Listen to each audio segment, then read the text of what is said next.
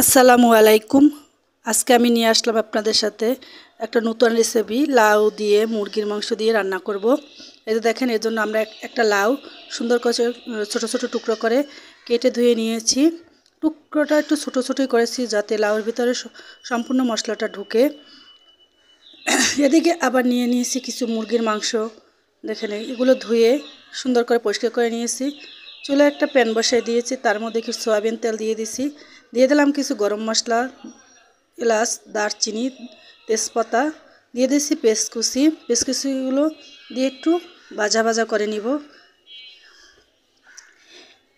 এই যে দেখেন, এই পর্যায়ে আমার পেঁয়াজকুচিগুলো ভাজা ভাজা হয়ে আসছে। এখন আমি দিয়ে দেবো একটু বাটা পেঁয়াজ, দিয়ে একটু নেড়ে চেড়ে দিব।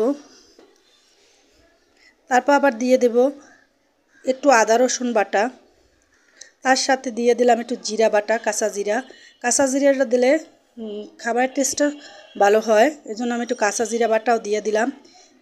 দিয়ে সম্পূর্ণ এখন কষিয়ে নিছি। কষিয়ে নিয়ে একটু পানি দিলাম, গরম পানি। দিয়ে দিলাম গুঁড়ো মশলা যেমন হলুদের গুঁড়া, মরিচের গুঁড়া, ধনিয়ার গুঁড়া।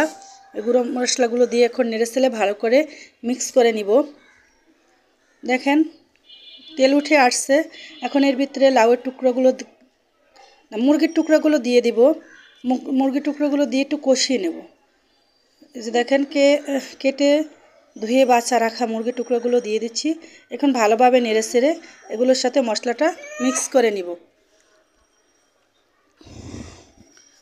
এই দেখেন, এগুলোর সাথে মশলাটা মিক্স করা হয়ে গেছে এবং তেলটাও ভালো মতো উঠে এসেছে।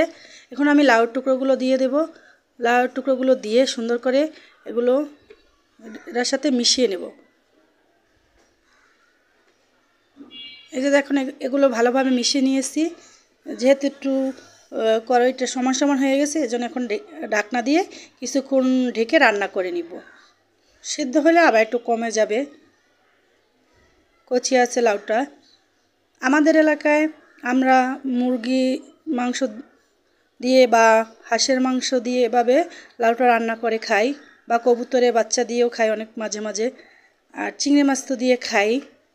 অনেক অঞ্চলে আবার এরকম খায় না, মুরগির মাংস বা হাঁসের মাংস দিয়ে।